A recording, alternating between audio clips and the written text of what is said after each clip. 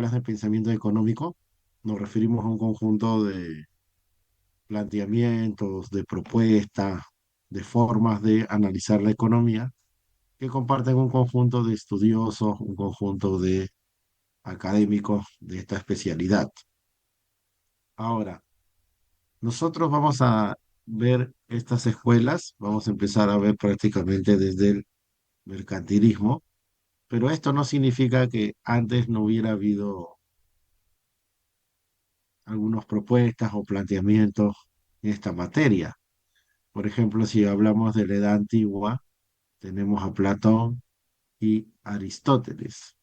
En el caso de Platón, él hablaba sobre el estado ideal y el llamado comunismo de los gobernantes. ¿Y a qué se refiere esto? Básicamente a que para Platón, los gobernantes, los funcionarios, incluso los militares en esos tiempos, no debían de acumular grandes propiedades, por ende no debían acumular grandes fortunas, sino que debían tener más o menos lo que tenía el resto de la sociedad. ¿Y quién garantizaba eso? Lógicamente, el Estado. Mientras que para Aristóteles esto no era así. Él, al contrario, estaba a favor de que se pueda acumular una gran propiedad privada y por ende, pues que unos puedan tener más riqueza que otros en función de repente, de la actividad económica misma, ¿no? Entonces, es importante esto, recordar esto porque esta división de estos dos pensamientos es básicamente la misma división que van a tener las escuelas o las corrientes de pensamiento económico posteriores. O sea, en resumen, de todo esto que vamos a estudiar, van a haber algunos o algunas escuelas o doctrinas que le asignen un rol fundamental, relevante al Estado en la actividad económica, y va a haber otros que no, que eso se lo van a dejar a la iniciativa individual o a la iniciativa privada, diríamos, en estos tiempos. O también podríamos decir que el primer grupo está a favor de una economía un poco más controlada por el Estado y el otro está a favor de una economía de libre mercado, diríamos, en estos tiempos. Y también podríamos decir que de repente el primer grupo considera que las grandes acumulaciones de riqueza y de propiedad es algo que no favorece a la sociedad y el otro grupo considera que sí, ¿no? Que no hay ningún problema en que algunos acumulen más que otros. Entonces, esta gran división, repito, es la que se mantiene incluso hasta el día de hoy. Entonces, entrando ya al mercantilismo, bueno, para los mercantilistas, la riqueza de una nación está en la posesión de los metales preciosos. ¿Cuáles son los metales preciosos? A ver, en el micro, si no, pónganlo en el chat, como prefieran. ¿Cuáles son los metales preciosos? Claro, muy bien, el oro y la plata me escriben por aquí. Entonces, si tu país tenía más oro y plata, es más rico. Lógicamente, las personas que tenían más oro y plata también eran más ricas respecto a otras. Ahora, ¿cómo podía tu país conseguir oro y plata? Bueno, de repente tenía fuentes de oro y plata, pero si no, también podías conseguirlo de otros países. Ahora, si lo hacía por la buena, era a través del comercio internacional. Y si lo hacía por la mala, era a través de la expansión y el colonialismo. Entonces los mercantilistas observan eso, ¿no? La escuela mercantilista se desarrolló justamente en la época que se dieron las grandes expansiones. Por ejemplo, en nuestro caso, ustedes saben que los españoles llegaron a estas tierras y ellos llegaron buscando el oro y la plata. Pues no, ellos no vinieron a aprender cómo en la sociedad del Tahuantinsuyo manejaban pues la agricultura. Ellos no vinieron a aprender cómo se trabajaban con los andenes, no, o sea, ellos vinieron por el oro y la plata. Por eso es que cuando ellos entran pues a estas tierras, se quedan impresionados. Vieron, por ejemplo, los grandes templos que estaban laminados en oro y me imagino pues que la boca se les cayó al piso porque nunca habían visto eso en su vida. En la época del Tahuantinsuyo, como verán ya en el curso de historia, el oro, la plata no tenía, aquí en estas tierras no tenía un valor monetario, no tenía un valor de riquezas. Aquí el oro y la plata tenía un valor ceremonial, tenía un valor de estatus quizás, ¿no? O de repente estético, pero no significaba gran acumulación de riqueza. En cambio, en Europa sí. Entonces eso los impresionó, pues sí, se llevaron todo el oro y la plata. Pero bueno, entonces, este ejemplo lo menciono porque, digamos, las escuelas económicas se van desarrollando también de la mano de la sociedad, o sea, buscan explicar, ¿no? La sociedad de ese momento, lo que ellos están viviendo. Ahora, los mercantilistas se centraron básicamente en el otro aspecto, en el aspecto del comercio internacional. ¿Y qué cosa es hacer comercio internacional? Es exportar e importar. Si habláramos al día de hoy, cuando exportamos, si el Perú exporta, por ejemplo, el cobre o el Perú exporta de repente el litio, ahora ya se viene el litio. Entonces, ¿con qué nos pagan? ¿Con soles o con dólares? A ver, ¿qué dicen ustedes? El Perú exporta productos, minerales, de repente exporta paltas, exporta camisas. ¿Y con qué nos pagan? ¿Con soles? No, nos pagan con divisa, pues nos pagan con dólares. Y cuando nosotros importamos, cuando queremos comprar de afuera, ¿con qué pagamos?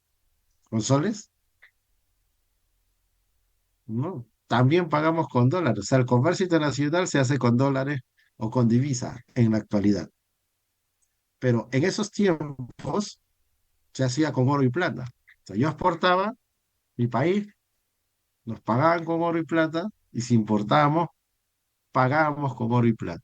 Entonces, ¿los mercantilistas estaban a favor del comercio internacional? Sí, pero siempre y cuando fuera un comercio internacional favorable a sus países.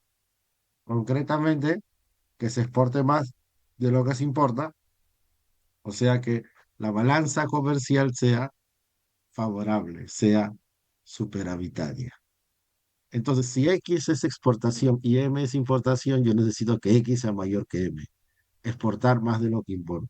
¿Para qué? Para que entre más oro del que sale. Y el resultado neto, que es la balanza comercial, sea positivo, superavitario. Entonces, para lograr esto, tienes dos caminos. Uno es exportar más y el otro es importar menos. En este caso, los mercantilistas se centraron en lo segundo, o sea, plantearon medidas para lograr importar menos.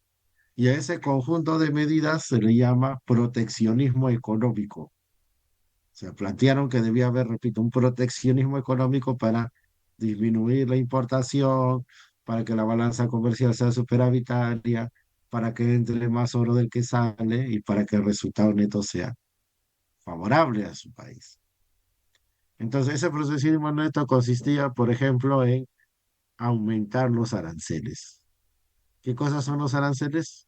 Son los impuestos a la importación. O sea, ahí, si están tomando nota, arancel pone impuesto a la importación. Entonces, claro, si aumentaban los aranceles, los impuestos a la importación, entonces importar se volvía más caro y eso desanimaba, desincentivaba la importación. Por ejemplo, vamos a suponer que tú quieres importar juguetes para la campaña navideña. Entonces, el gobierno, para el ejemplo, ¿no? Digamos que el gobierno pone un arancel de 10%. Entonces tú dices, bueno, pues 10% es manejable, yo importo los productos, los vendo, le doy su 10% al gobierno y listo, ¿no? El resto para mí. Pero si esos aranceles de 10% subieran de repente a 90%, entonces ya no, pues, ¿no? Oye, si sube 90%, ya pues ya no me conviene, ¿no? Pues está trabajando prácticamente para el gobierno. Ah, mejor no importa. Entonces, eso buscaban ellos, desanimar la importación, bajar la importación. Y aparte de esto, había, por ejemplo, los pararanceles, que se refiere a, los pararanceles son otros requisitos, exigencias, incluso a veces a otros pagos adicionales que le piden al importador para justamente traer los productos. Si tú haces que esos trámites, esos requisitos sean más difíciles de cumplir, sean más engorrosos, más burocráticos, entonces vas a desanimar la importación. En el mismo ejemplo de los juguetes, supongamos que las normas dicen que, o digan que la revisión de la mercadería dura 2 días. Entonces tú dices, ah, bueno, pues 2 días, no hay problema, espero. Pero si eso de 2 días cambiara las normas y se convirtiera de repente en 6 meses, entonces, ¿ya para qué, no? Yo quiero traer juguetes para la campaña navideña, ahora en diciembre es la Navidad. Entonces, si me van a revisar 6 meses, como dicen algunos, ya fue, ¿ya para qué? Ah, entonces mejor no importo. Y la otra son las cuotas, que es cuando un gobierno fija cantidades máximas de importación. O sea, vamos a suponer que yo quería traer 500.000 juguetes y el gobierno me dice, no, solo puedes traer 10.000. Ahí es más notorio todavía lo que les digo. Ahí es más notorio que ya me están poniendo una norma para que baje la importación. Entonces, a todo eso que les he dicho, aranceles para aranceles, cuotas, se le llama proteccionismo económico. Entonces, esto quiere decir que los mercantilistas estaban a favor de ese proteccionismo. Pregunta, dicho esto, ¿no? ¿En qué grupo debo poner entonces a la escuela mercantilista? ¿En el grupo que está a favor de que el Estado juegue un rol importante en la economía o en el segundo grupo que no, que eso lo deja a la iniciativa individual? ¿Dónde lo pongo? ¿En el primer grupo o en el segundo? A ver, ¿qué dicen ustedes? Ahí lo ponen en el chat o en el micrófono. Ustedes son los que están postulando, muchachos, así que tienen que ponerse las pilas. ¿En qué grupo lo pongo? ¿Del primero o del segundo? ¿Pro Estado o pro iniciativa individual, mercado, diría? A ver, ¿qué dicen por acá? En el primero, me dicen por acá. A ver, ¿qué dicen los demás? En el primero. A ver, uno más. ¿En el primero o en el segundo? Ya, en el primero. Muy bien. Ajá, muy bien. Acá me respondió Luis, Diego, Melina, están atentos. En el primer grupo, claro, porque ¿quién hace proteccionismo económico? Eso lo hace el Estado, pues el privado no puede poner aranceles, no puede dar normas para que pongan las cantidades, no, eso lo hace el Estado.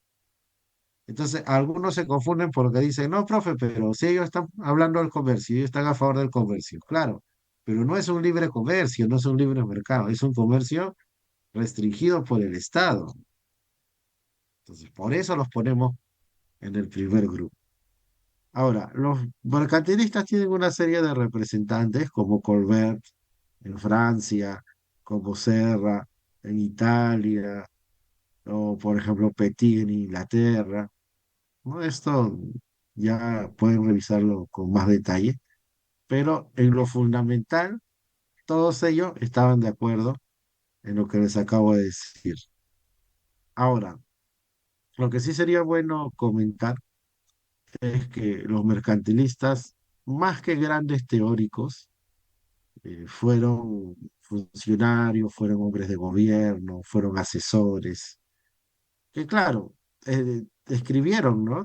Tienen textos muy importantes, ¿no? Por ejemplo, acá se habla, ¿no? De los principios de economía política, se habla del comercio entre Inglaterra y las Indias, o sea, no te digo que no hayan escrito, ¿no? Sí escribieron, pero escribieron básicamente sobre lo que veían que funcionaba en sus países. Un poco, digamos, contratando su experiencia con lo que ocurría, la realidad. Pero construir ya propiamente teoría económica, Eso viene recién desde la escuela fisiócrata. Por eso es que algunos dicen de que doctrina o escuela del pensamiento como tal debería estar desde acá, dicen algunos. Pero bueno, nosotros estudiamos desde el mercantilismo. Ahora, si para los mercantilistas la riqueza estaba en el oro, en la plata, para los fisiócratas, ¿dónde está?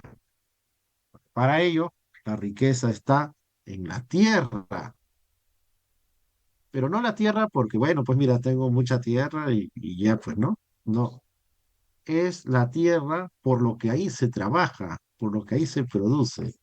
Y pregunta, ¿qué es lo que se produce en la tierra? Celulares, computadoras. ¿Qué se produce en la tierra? ¿Qué se produce en el campo, en la chacra?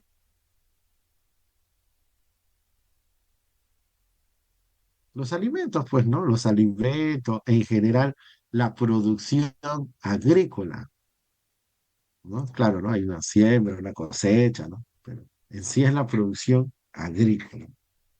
Entonces, en resumen, para los fisiócratas, un país, una nación, es más rica si es que tiene más tierras, pero tierras que producen, tierras donde se trabaja la agricultura.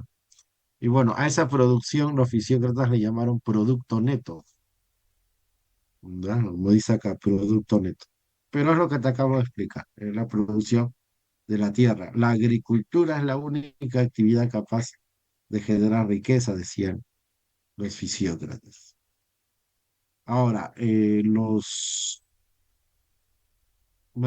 fisiócratas, perdón, establecieron clases sociales, ¿ya? Porque esto de las clases sociales, ojo, no es novedad, ¿ah? Por ahí he leído o he visto en internet algunas personas que, bueno, comentan quizás sin saber, ¿no? Algunos dicen, no, que esto de que las clases sociales es, digamos, una idea que hacen para dividir a la sociedad, no, o sea, en realidad esto existe hace mucho tiempo.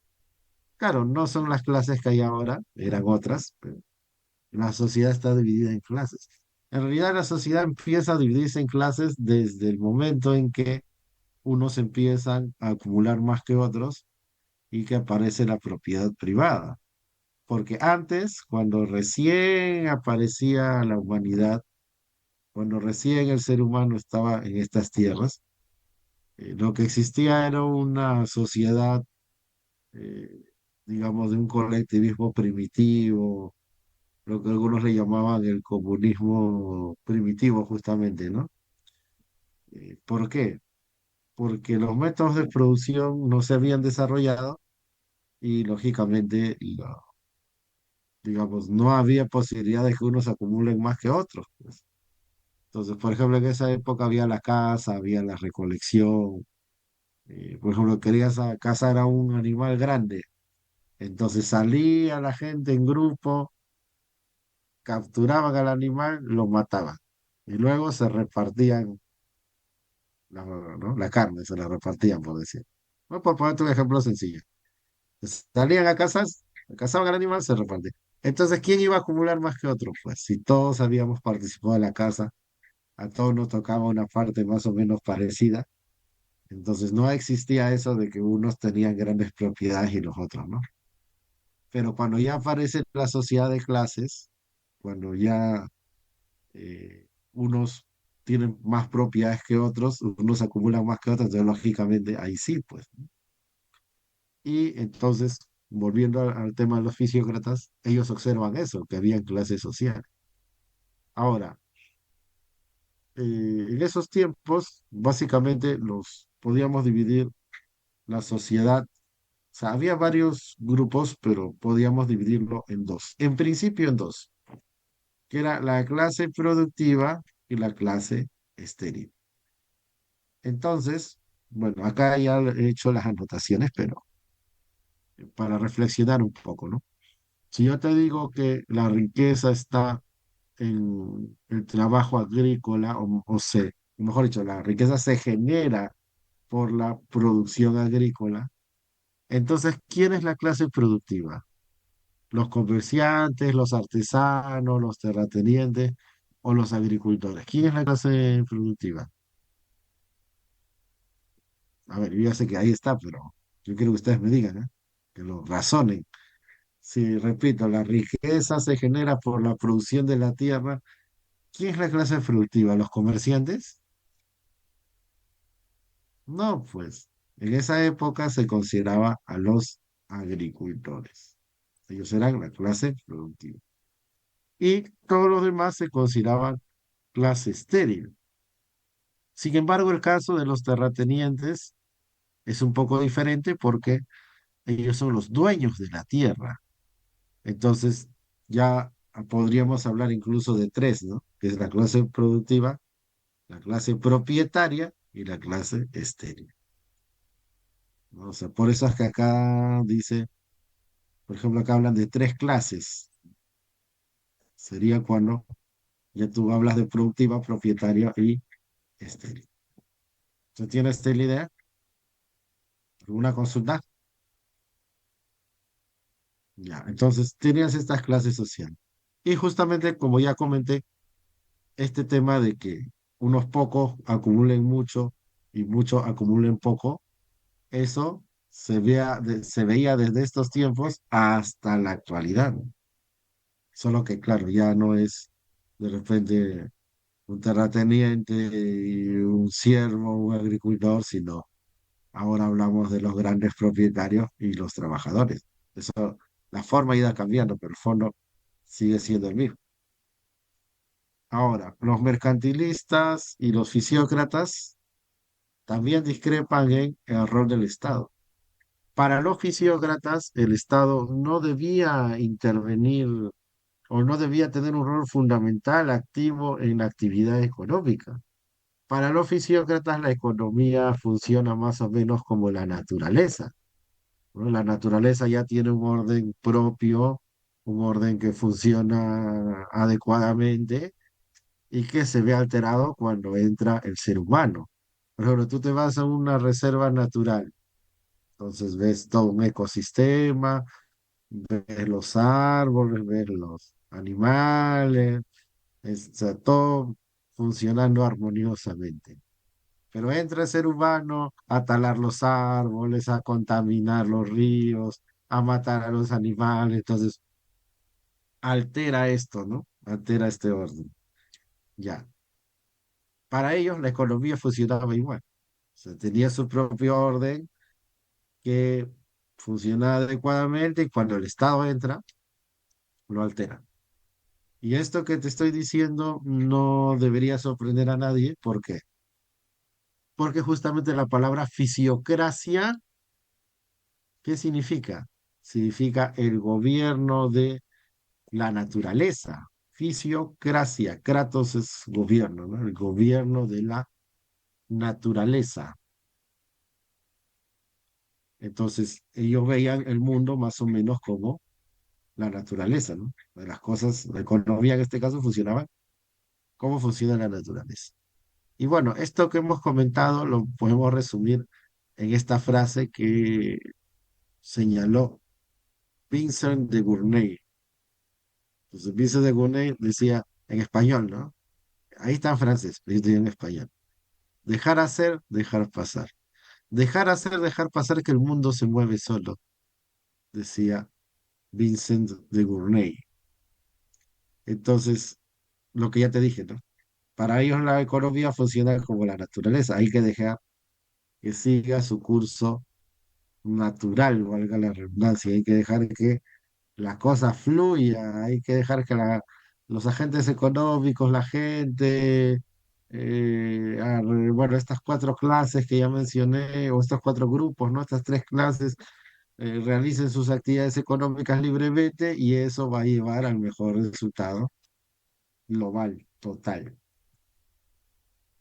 Entonces, claro, si de repente alguno de ustedes ya tiene un poquito más de conocimiento de este tema, de repente dirá, profe, pero esto no se parece a lo que planteó luego Adam Smith, la famosa mano invisible. Sí, es parecido, porque estas ideas son antecesoras a las ideas de los clásicos de Adam Smith. Hay gente que no lo sabe, pero Adam Smith conoció a los fisiócratas, o sea, directamente bebió de su conocimiento, entonces eso lo toma como punto de partida, ¿no? Como punto para ir desarrollando. Eh, entonces, como les digo, ¿no? Obviamente, a diferencia de los mercantilistas, para ellos no debía entrar el Estado, no debían haber restricciones en la actividad económica, en el comercio, etcétera, ¿no? Eh, entonces, bueno, hay que dejar fluir la cosa, como se dice. Y bueno, otros fisiócratas importantes tenemos, por ejemplo, a Quesnay con sus tablas económicas. Las tablas económicas servían para ver cómo se relacionaban estas tres clases, o sea, cómo funcionaba la economía como un todo, pues, ¿no? Eh, entonces, estos son un antecesor o es un antecedente también a lo que hoy se conocen como las cuentas nacionales. El INEI formula unas cuentas nacionales para saber justamente cómo va la economía peruana, la economía en su conjunto. Por ejemplo, el PBI, que es una de las más conocidas, ¿no? Pero bueno, eso ya es la actualidad. El antecedente sería, repito, las llamadas tablas económicas. Es esto de acá,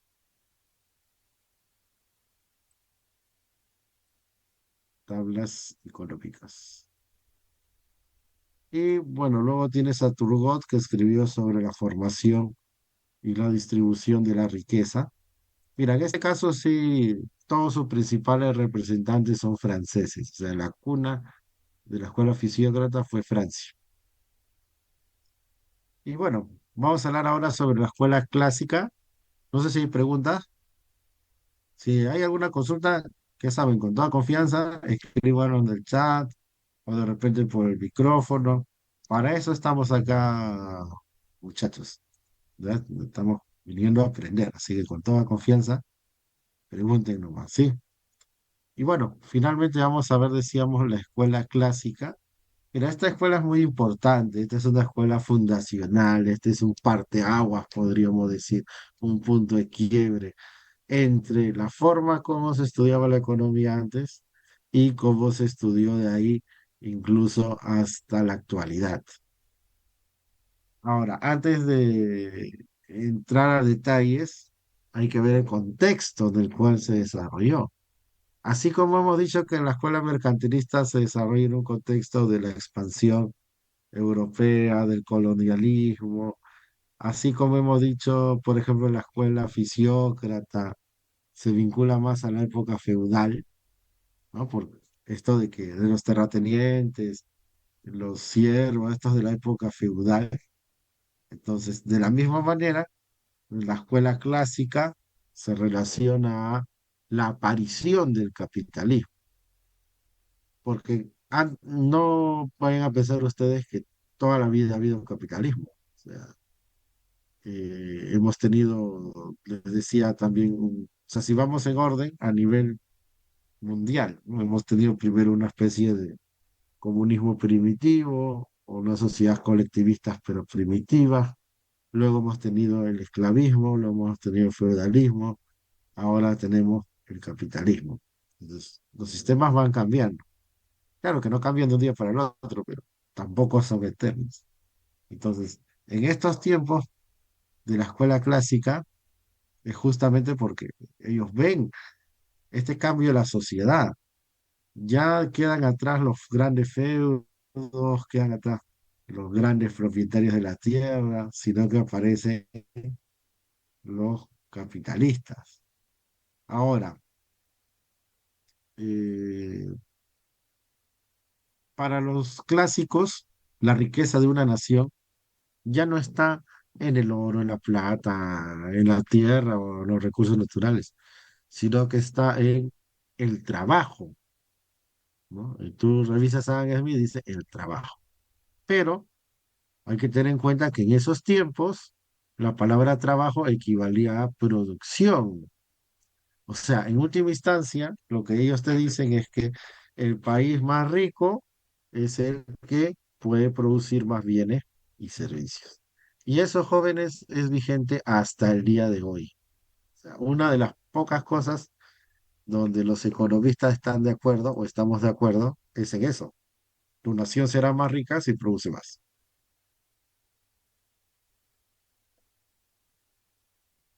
Por eso es que, por ejemplo, un país como Singapur, un país como Singapur es más pequeño de repente pues que Ica, o sea, no llega en realidad ni a una cuarta parte del Perú.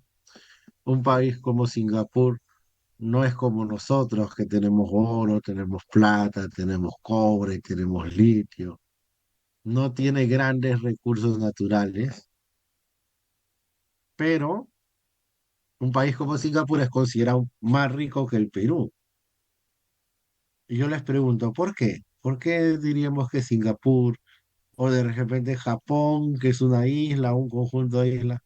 ¿Por qué esos países son considerados más ricos que el Perú? A ver, ¿qué dicen ustedes? Si nosotros tenemos metales preciosos, nosotros tenemos recursos naturales, lo que decían, ¿no? Los mercantilistas, los físicos. Pero ¿por qué entonces Singapur se considera que es más rico que el Perú? ¿Alguna idea? Ya para no hablarte pues de China, de Estados Unidos, de Alemania, pues olvídate. ¿Por qué?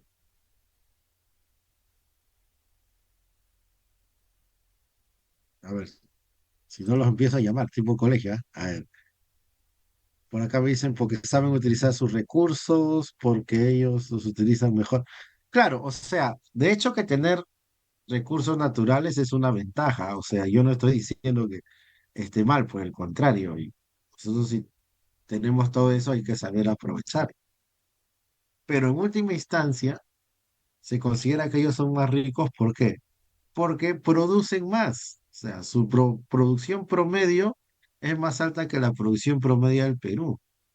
Singapur en promedio, o sea, por persona, produce 5 veces más que el Perú. Imagínate. O sea, nosotros tenemos recursos, pero como dicen sus compañeros, no lo estamos usando adecuadamente, no estamos produciendo. Y ellos tienen pocos recursos, pero lo utilizan eficientemente y logran producir más en promedio. Entonces, esa situación ya la habían identificado los clásicos. Ahora, volviendo al tema de la aparición del capitalismo. Mira, la aparición del capitalismo tiene dos hechos fundamentales, dos hechos importantes. En lo económico es la revolución industrial y en lo político es la revolución francesa. Entonces, la revolución industrial permitió la aparición de las máquinas, ¿no? Por ejemplo, la máquina a vapor, permitió pasar de una producción de pequeña escala, pocas unidades, a una producción a gran escala, cientos de miles de millones de unidades. Permitió pasar de una producción fundamentalmente artesanal a una producción fundamentalmente industrial. Claro, todavía existen artesanos, pero es una minoría. Ahora la mayoría es producción industrial. Permitió pasar de una producción en la cual el artesano se encarga prácticamente de todas las etapas de la producción del producto a la llamada división del trabajo, cuando diferentes personas se encargan de diferentes etapas del proceso productivo. A ver, pongamos un ejemplo sencillo. Supongamos que antes yo quería un recipiente para cargar agua. Entonces, ¿qué hacía la gente? Se iba al artesano, pues, ¿no? Entonces el artesano conseguía las materias primas, ¿no? De repente la arcilla, bueno, lo que vaya a utilizar. El artesano hacía el molde, el artesano le iba dando forma al envase, el artesano lo metía al horno, le daba los acabados y te lo entregaba. Acá está. O sea, él hacía todo. En cambio ahora de repente, pues tu mamá, tu tía, alguien o tú necesitas un envase para cargar agua. Entonces, ¿qué haces? No te vas al artesano. O sea, lo que haces es ir a una tienda o de repente quieres comprar eso, ¿no? Compras un envase. ¿Y cómo se hizo ese envase? Hay fábricas donde un trabajador le va dando forma al plástico, otro trabajador le va haciendo los acabados, otro de repente le va dando el color, otro le va colocando las partes, la tapa, otro lo va empaquetando y para afuera, ¿no? A la venta. Y claro, esto lo hacen apoyados por máquinas en una fábrica. Entonces, producir de esa manera hace que se produzcan más unidades en menos tiempo. Producir de esa manera ha hecho que eh, en estos tiempos, en las épocas del capitalismo, se produzcan cientos de miles de millones de unidades como nunca antes en la historia. Y si se produce más, ¿qué quiere decir? Quiere decir que en estos tiempos hay más riqueza, digamos que épocas pasadas. Ahora, de repente tú dirás, profe, pero usted me está diciendo que el capitalismo produce un montón de bienes y genera mucha riqueza. Entonces, ¿por qué yo sigo viendo tanta gente pobre? ¿Por qué sigo viendo niños que no tienen que comer? De repente hay abuelitos que están abandonados. ¿Por qué? Porque el problema del capitalismo no es tanto la producción. O sea, al día de hoy, y digamos, con el desarrollo tecnológico con mayor razón, al día de hoy se pueden producir todos los bienes y servicios que necesita la humanidad. Y a veces se producen más todavía. Entonces, el problema no va por ahí. El problema actual es de distribución de la riqueza. O sea, lo que ya te había explicado de la época de los fisiócratas, ¿no? Este hecho de que pocos tengan mucho y muchos tengan poco, y hay algunos que no tienen nada también. Ese hecho se ha ido agudizando, esa situación se ha ido profundizando. Entonces hay un grupo de gente que se queda un poco o nada, ¿no? Claro, entre estos dos extremos hay matices, pero básicamente la situación es esa. Ahora, ¿quién estudia ese problema? La escuela socialista. Eso lo vamos a ver a la siguiente clase, pero voy adelantándole, ¿no? Que el problema acá no está en la producción, porque en términos de producción superó a todos los sistemas anteriores. O sea, en menos de un año se puede producir todo lo que se producía, digamos, en 20, 30 o 50 años en la época feudal, hasta más. Ahora, el otro hecho importante es el de la Revolución Francesa, que ya es en lo político. ¿Por qué? Porque la Revolución Francesa y otras revoluciones que hubo en esos tiempos, la Revolución Francesa, repito, permitió que desaparezca la feudalidad. O sea, se tiró abajo el sistema de los feudos y eso se convirtió en un sistema organizado por naciones, los estados-nación, los países, ¿no? Porque antes propiamente países como tal no eran, eran los reinos. Cuando yo te digo, los españoles vinieron al Perú, era el reino de España, ¿no?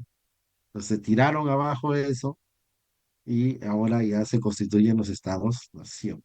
Entonces eso permitió que haya un mayor comercio, que los mercados se amplíen, porque en los feudos el comercio era muy pequeño, muy limitado. O sea, en los feudos, ¿cómo funcionaba? Ya te expliqué. O sea, el siervo trabajaba para el patrón, para el señor feudal, para que el señor feudal me deje usar un poco de su tierra.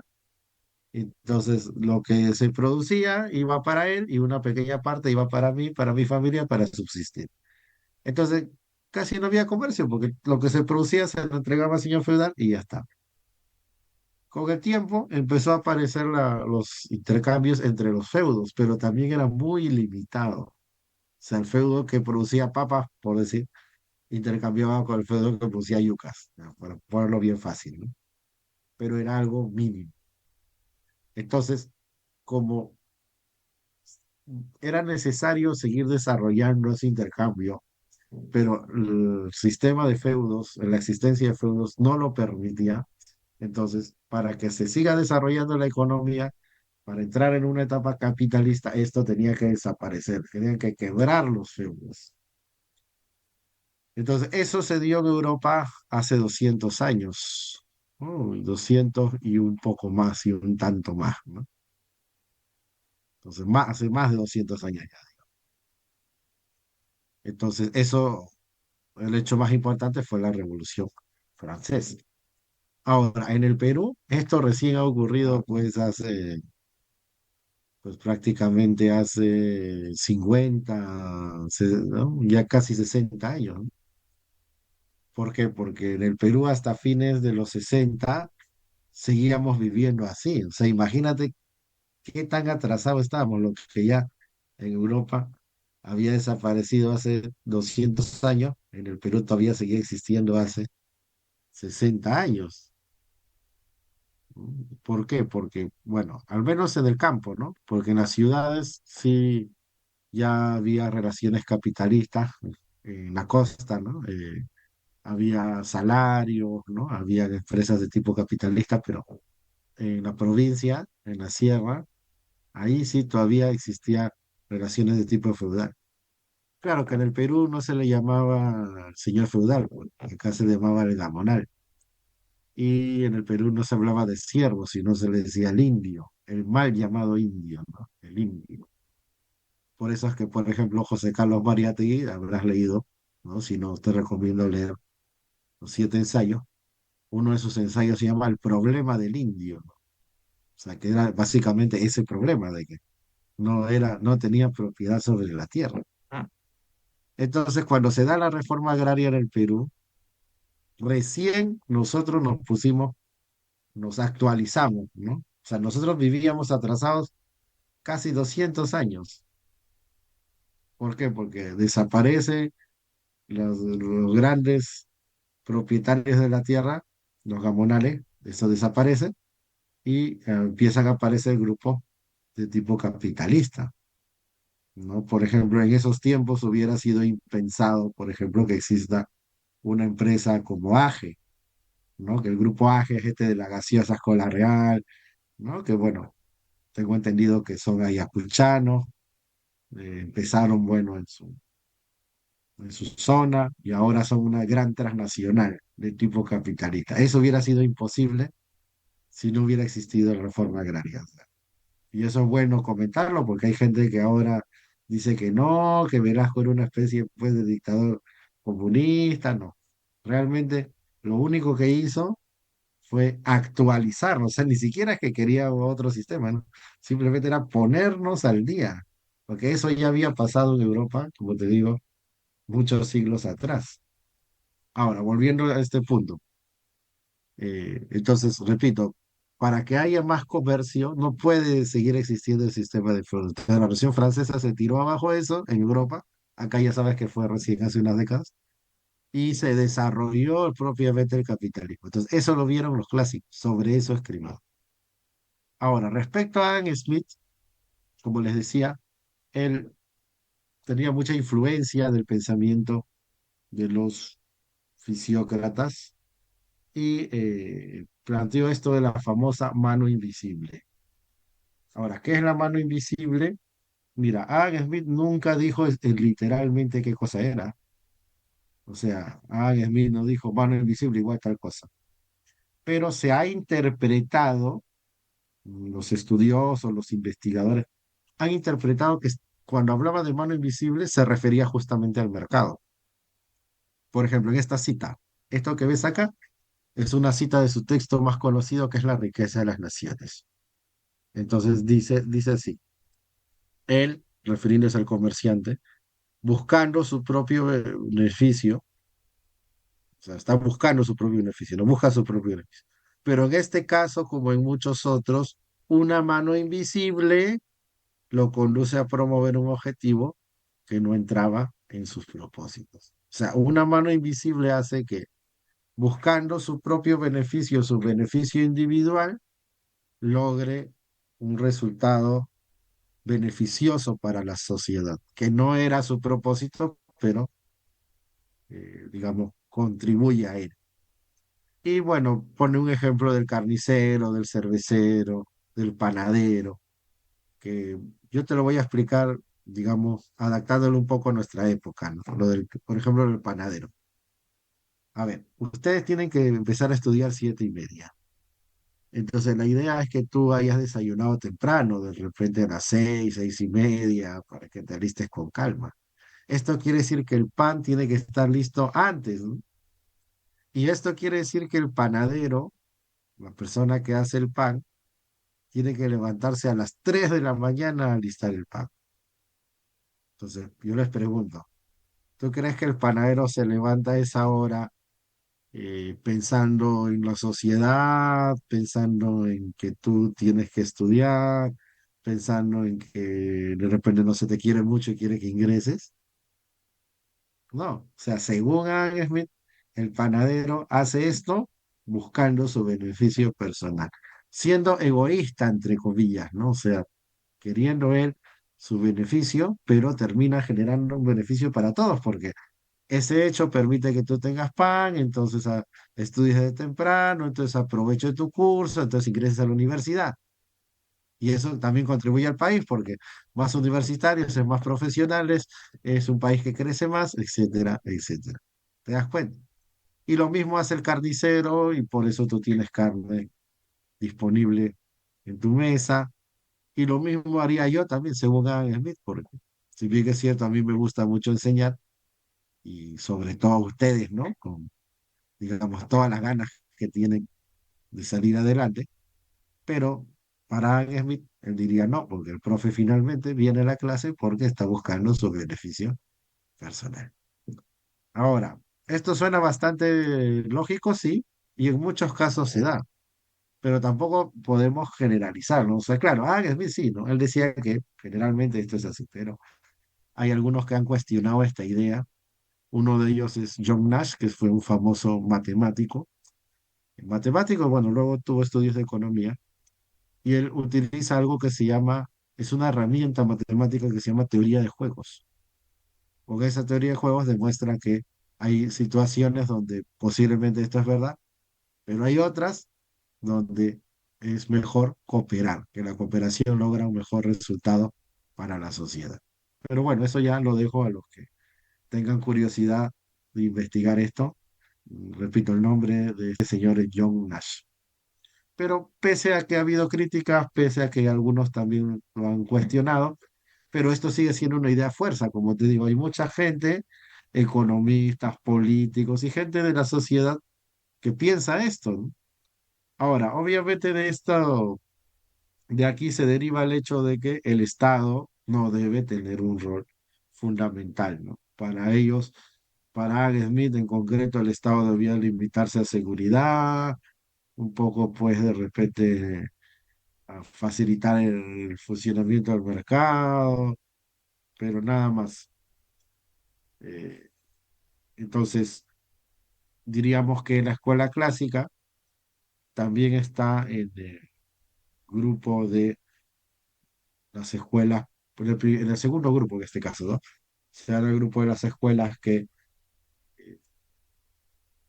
estarían a favor de que este rol de organizar la actividad económica no sea del Estado, sino que sea de los particulares, del privado, del mercado en este caso. Ahora, ¿qué más? Eh, Otros representantes importantes. Tenemos, por ejemplo, el caso de Ricardo, David Ricardo. Bueno, Ricardo escribió bastante, tiene teorías sobre el comercio, sobre la distribución de la riqueza, pero lo más importante es su teoría del valor. Pero esto lo vamos a hablar ya en la otra clase porque esa teoría del valor está muy vinculada también a la teoría del valor marxista, ¿no? Mira, pese a que eran escuelas, digamos, opuestas, pero había cosas también coincidentes. Entonces, eso lo vamos a hablar pues. Tenemos también a George Stuart Mill, que escribe su texto Elementos de Economía Política, y tenemos a Say, Jean-Baptiste Say. Mira, a Jean-Baptiste Say se le atribuye esta propuesta de que, o esta llamada ley de Say, que dice que toda oferta genera su demanda. Y digo que se le atribuye porque de manera similar a Adam Smith, él nunca dijo que toda oferta genera su demanda. O sea, no lo dijo literalmente, pero de sus escritos se ha interpretado esto. Toda oferta genera su demanda. ¿Esto qué significa? Que todo lo que se produce se consume. Pregunta, ¿esto será correcto? A ver, ¿qué dicen ustedes? ¿Todo lo que las empresas producen se llega a consumir? A ver, ¿qué dicen ustedes? ¿Será sí? ¿No? Por acá me ponen que no.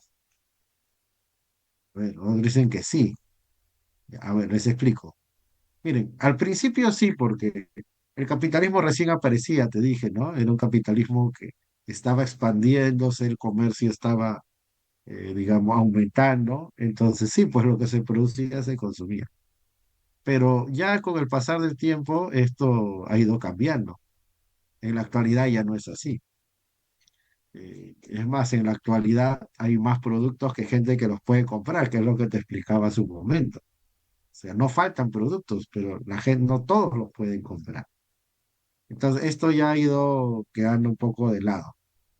Y el otro caso es el de Malthus, Robert Malthus, el monje Malthus. Él tenía una teoría poblacional que decía que la población va a crecer geométricamente y la producción, en este caso de alimentos, crece aritméticamente. ¿Esto qué quiere decir? Quiere decir que en algún momento la sociedad, la población en este caso, ¿no? Habrá crecido tanto que no tendrá los alimentos y los productos necesarios para satisfacer sus necesidades.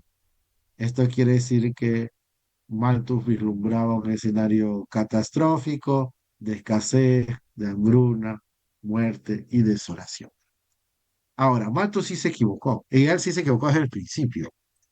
¿Por qué? Porque Malthus subestimó la capacidad de producción del capitalismo. Todo esto que les he dicho, ¿no? O sea, él pensaba que las industrias iban a seguir produciendo más o menos como producían en sus tiempos, pero esto no es así.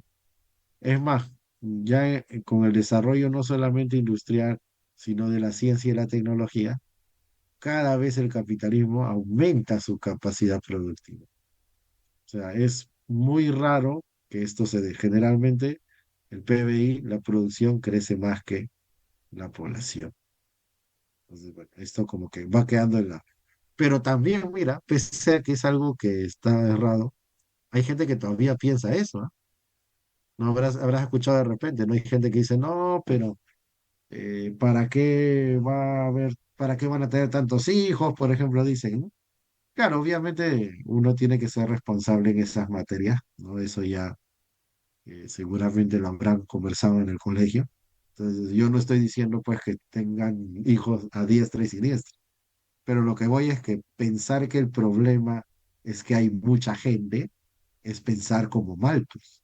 Y el problema realmente no es que exista mucha gente, sino el problema, como les digo, es que no todos podemos acceder a lo que la misma humanidad ha creado, a todos los bienes y servicios que nosotros producimos. Pero bueno, sobre eso vamos a hablar la otra semana cuando veamos sobre la escuela socialista. Bien, no sé si hay alguna consulta o alguna duda.